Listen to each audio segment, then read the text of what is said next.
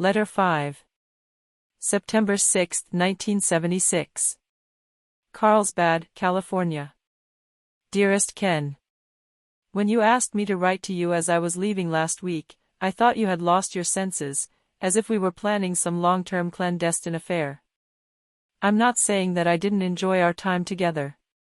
You know I did. I think that was clear. But I figured that it was best we chalk it up to what it was. But now I can't stop thinking of you. I can't stop thinking about who I was in that room with you. Everything feels sexy to me now.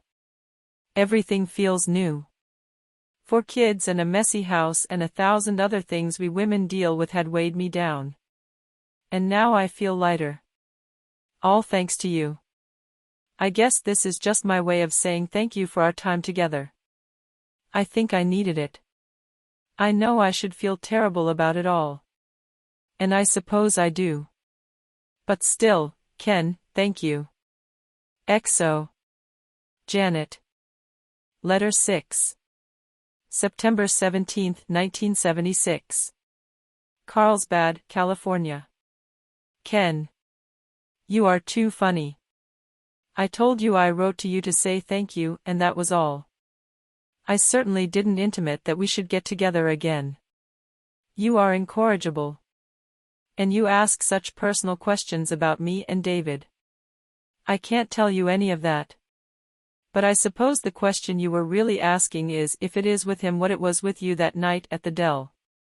And the answer is no. You ignited something in me that I'm not sure has ever truly been touched before. Something I never even knew to want.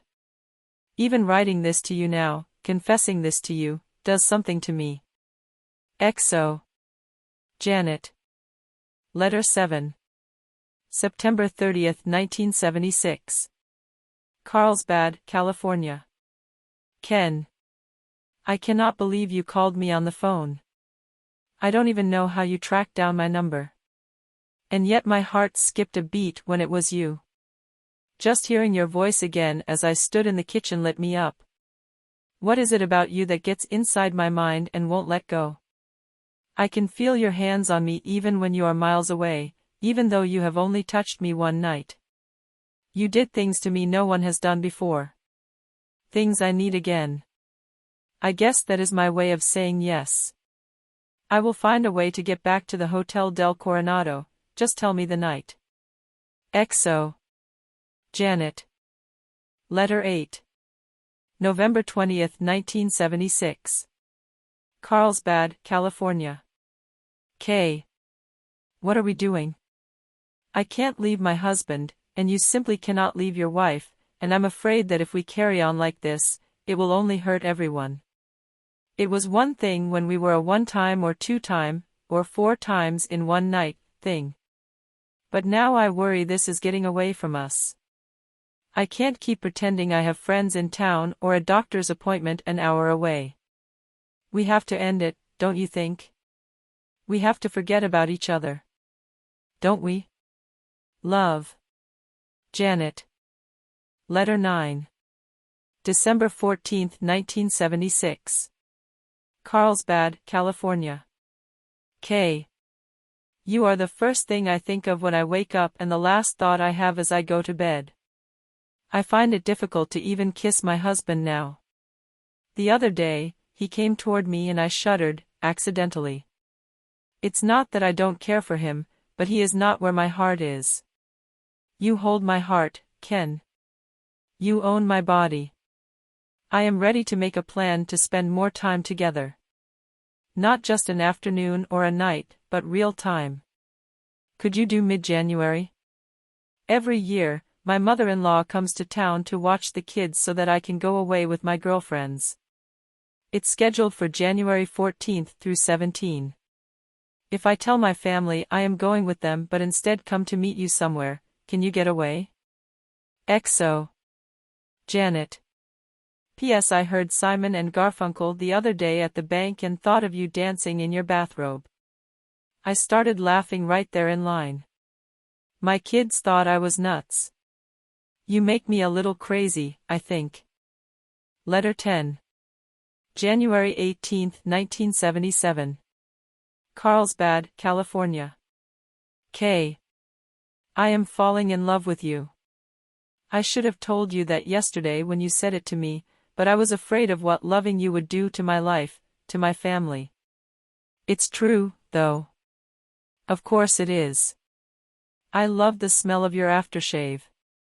I love the way you seem to need me, the way you sometimes look like you'll die without holding me. I love how you always order your burgers with the cheese on the side. I've never heard of that before. The past few days were full of so many moments that made me fall more and more in love with you. I loved lying in our robes and eating French toast in bed. I loved reading the paper with you out on the balcony. I loved how beautiful you made me feel as I stood there in front of you in an old wrap dress and beat-up knee boots, things I've had for years. It hurt so much to leave you there. I did not want to come home. I love being the woman I am when I'm with you.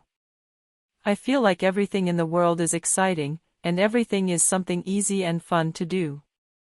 With you, anything is possible.